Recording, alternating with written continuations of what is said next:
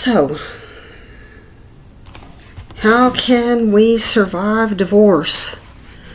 Especially if we're uneducated and we've been home moms forever.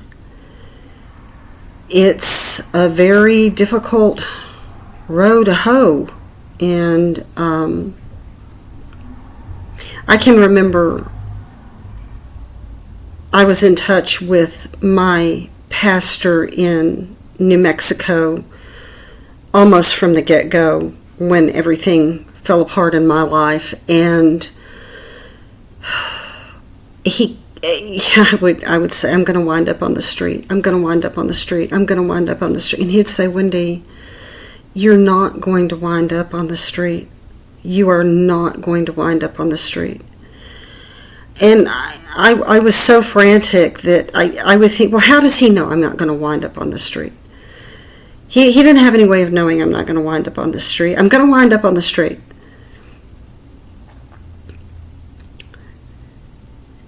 I haven't so far. Praise be to God. And again, no education, no verifiable work experience to speak of, and God never missed anything. And He's ultimately allowed me to realize a dream that I remember praying about that even at the time that I was most broken. And so as I look back, I'm going to adjust my screen here a little bit. As I look back, I realize that even during the times when I felt like I wasn't living, that I had deep desires for my present situation. What was in my present situation? You don't have deep desires if you're not living. That sounds like a silly thing to say, but it's true. Every woman who goes through this knows that you feel as if you're a zombie. That's the best way, and God knows I don't believe in zombies, but that's the best way I know to express it, that you're going through all of the motions of living, only you're not really living. It's as I said before, you honestly feel that the sunshine is mocking your agony. So, I'll confide later what that deep desire that I had at my most broken point was. I'll confide that at another time. So for me personally, I spent a long time, or it seems now like a long time, I don't think it was quite so long,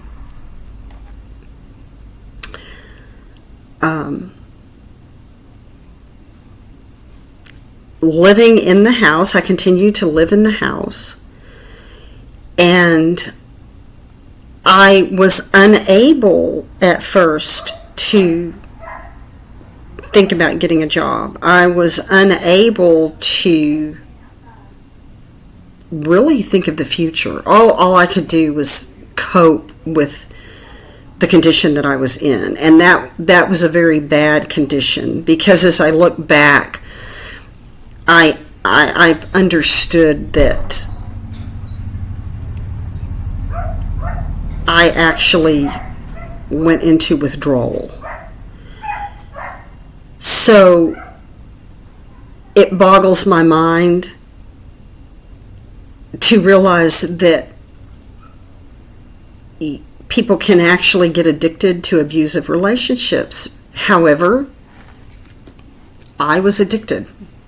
and I was very addicted. My withdrawal manifested itself immediately. I can truly say immediately, in severe intestinal problems. I wonder how I evaded the hospital. I wonder if I did in fact get dehydrated and I just didn't have sense enough to know it, because with hindsight, when you're not eating and you're living off of Dr. Peppers and you've never been a water drinker, that's a recipe for disaster. So the intestinal problems started immediately. I don't think I'm exaggerating when I say that the intestinal problems started immediately. Again, I couldn't eat. I would try to eat at least once a day. Most of the time I could not eat. It was a long time before I bothered to cook anything. And I remember the first thing that I bothered to cook was faux Spanish rice-a-roni, homemade Spanish rice-a-roni.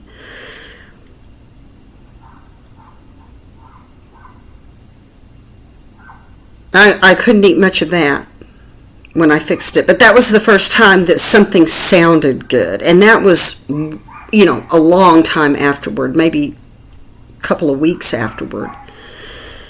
I went on like this for months. I'm not going to say that I was unable to eat for months, but I was certainly unable to eat for weeks.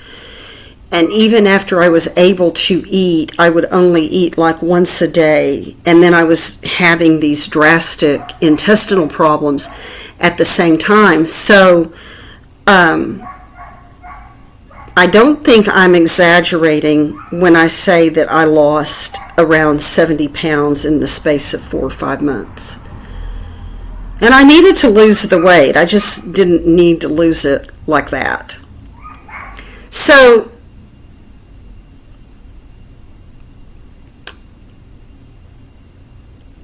I was in this state, and I think that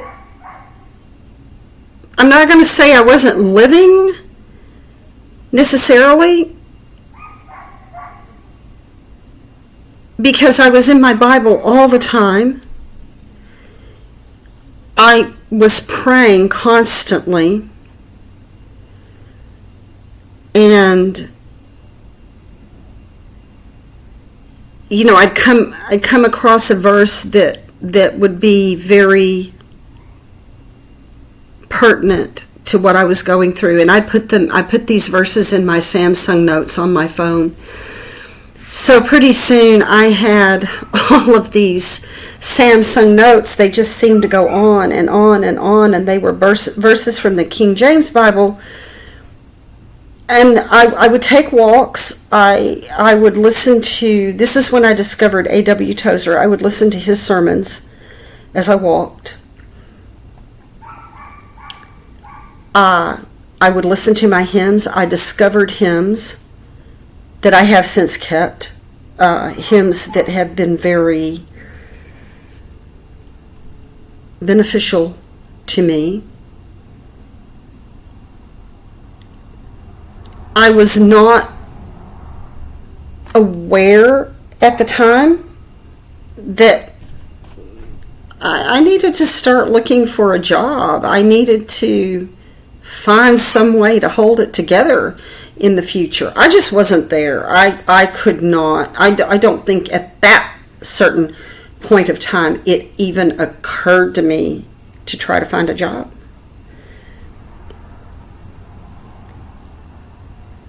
So a month to the day after the marriage finally broke up, my I had to take my dog and have her put down. I had been telling the family for weeks that there was something wrong with her and that I was going to have to face giving her up. And a month to the day after that, I did have to give her up. So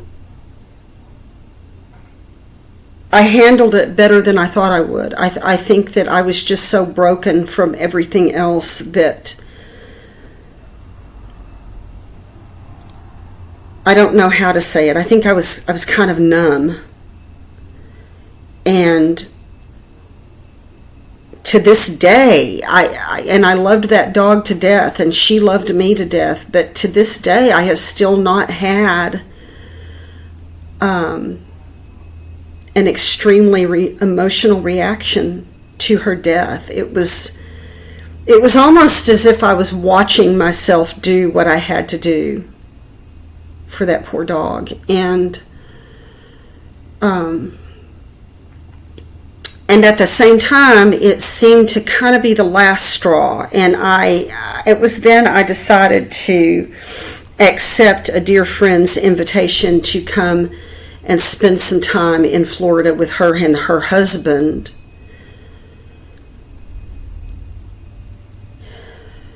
And I don't know how they put up with me. I really do not know how they put up with me. I tried to function, but I didn't do a very good job of it. And I think I spent most of my time in the guest room. At the time, I had planned to stay there. But the irony of that was that I still wasn't looking for a job. I still was not looking for a job. It didn't even occur to me to look for a job.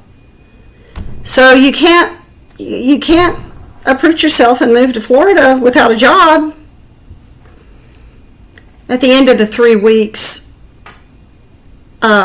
mediation was getting close. So I came back to the house. I could have stayed in that house a lot longer than I did. I had no idea that foreclosure took such a long time. I could have benefited myself financially if I had stayed in the house longer, but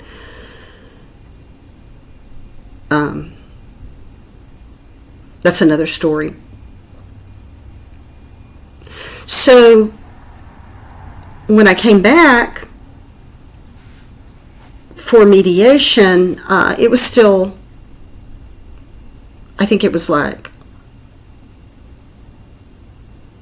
8 days before mediation, and I spent that time trying to get the house market ready. And then we had the whole mediation process, which was extremely traumatic. I found out things that I was not aware of. I found out that the things that I was aware of, those things were just the tip of the iceberg. It basically came out of their, who have I been living with for the last 27 years. So the attorney had demanded that he be responsible for my upkeep until 3 weeks after mediation. I think that was the cutoff date, was like 3 weeks a month, something like that. For which I'm very grateful. And it was only after mediation that it finally got through my thick skull that I needed to start actively looking for a job. So I got the Indeed app, and I spent hours every day on the app. I somehow managed to pull myself together to develop a resume, and that's easy on Indeed. That wasn't a big deal. But again, very limited education, very limited historical work record, because most of the work that I had done had been done in the family business.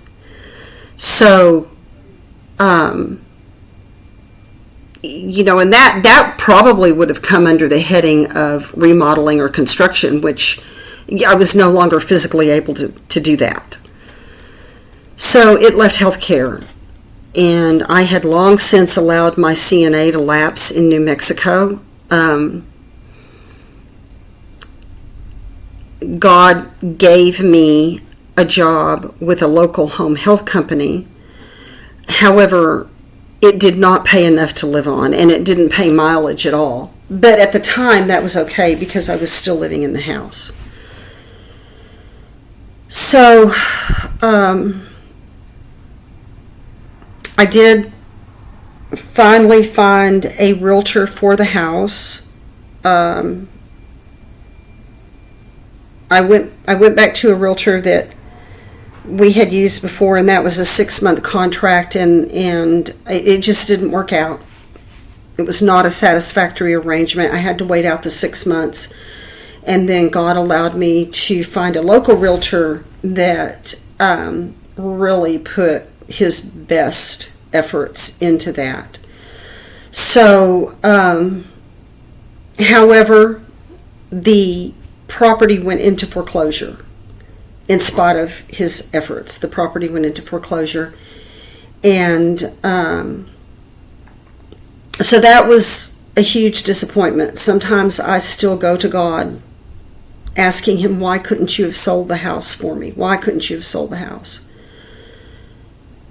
But he chose not to, and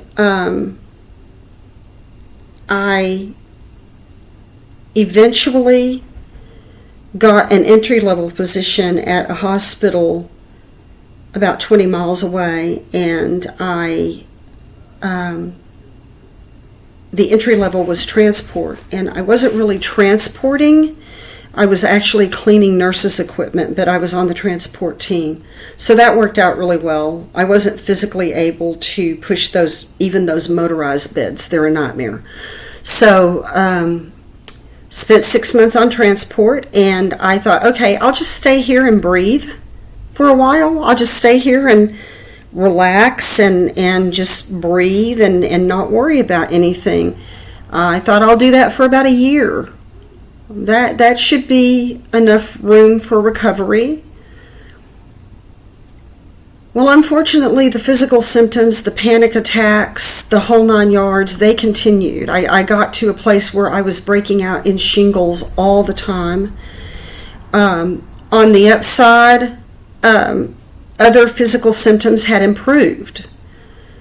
So, but I was still doing the whole withdrawal thing.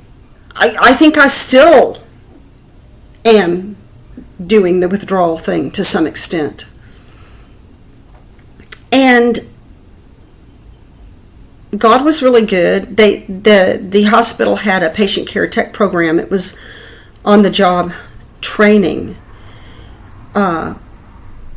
which was really cool because I wasn't working at that time. I would work some weekends for transport, but my job at that time for that 2 months was just going to school. It was a full-time job, was going to school. So I was in very bad shape.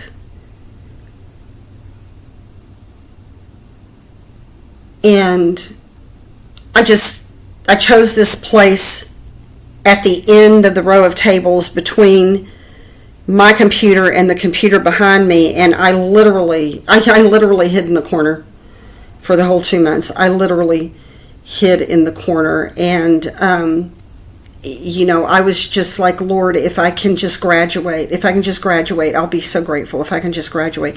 And we had some very brilliant young people in that class, truly brilliant young people. This was a stepping stone. This was a step into the healthcare field. There were kids in that classroom that wanted to go into forensics and oncology, stuff like that. And they were brilliant enough to do just that.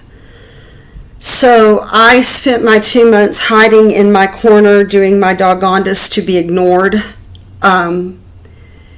And God was very good to me. In the midst of all of those young, brilliant people, He allowed me to graduate second in class. I never will forget what it felt like when the instructor told me where I had placed in that class. It still kind of boggles my mind. So from that class, they guaranteed jobs at the hospital when you graduated that class, and I felt at the time that they had kind of shunted me to PRN, but that turned out to be a great blessing because at that time that hospital was giving bonuses, and I was picking up bonuses right and left. And it was at that time that I was able to trade in the car that had both our names on the loan for another car, which meant I was able to get his name off of my vehicle, which was the aim. And I went to the dealership that he and I had used for years, and I explained my situation, and they allowed me to roll off the parking lot with a 2-year-old sedan that was in perfect condition with no down payment. I mean, how often does that happen? No down payment. And yes, the car payments are high. I'm sure the down payment was worked into the car payments, but there was only one lending institution that would even look at me after a foreclosure and a trashed, well, it hadn't foreclosed yet, but it was deep in the foreclosure process. And yeah, my credit rating was already trashing out by that time, and God allowed me to do that. So about 4 months later, the hospital stopped giving the bonuses, which seemed like a horrible tragedy to me, because that's the income from those bonuses is what got me that car. I should say the Lord did through that income with the bonuses, but it was all okay because God continued paying for the car. So I spent about 6 months PRN with that hospital, and then I accepted an offer of a full-time position on what turned out to be one of the most brutal floors in that hospital. And 6 months after that, I was like, I can't do this anymore.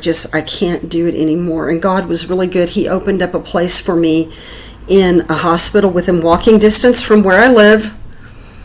And I spent 6 months there as a PCT. And oh yes, they gave me more money than the previous hospital had. So as I look back, it's like God has said, you know, we're going to give her 6 months here and 6 months here and 6 months here. And now, as I say, at my most broken, and I'll explain more about this on another video, yeah, he's moved me to a place that I have dreamed of and prayed so intensely for the last 3 years. For the last 3 years. And God is a God of miracles. Even when you still feel like your heart is broken into a million pieces, God is a God of miracles. And I believe truly, dear Christian, that if your goal is to honor God, that He will honor the desires of your heart. Just the desires. Not just the wants. I said that wrong. Not just the needs. Not just the necessary stuff. He will honor your desires. So I guess that's what this message is about. That even at your most broken, you're still alive because you have desires. And even working through the brokenness, You'll still do a lot of crying, but a lot of the crying is going to be over the miracles. God is good, and He loves His children. We all know as parents how much we love our children. How much more does this God, who loves in a way that we can't even fathom, how much more does He love His children? So I guess that's my message this week. Life does return. It returns slowly, and it returns painfully. But you know what? The pain is a sign you're alive. And I know that doesn't sound like a whole lot of comfort, because at some point we all feel like we're never going to live again. That so much has been lost or taken away that we'll just never be able to really live again. But that's not true. Weeping may endure for a night, but joy comes in the morning.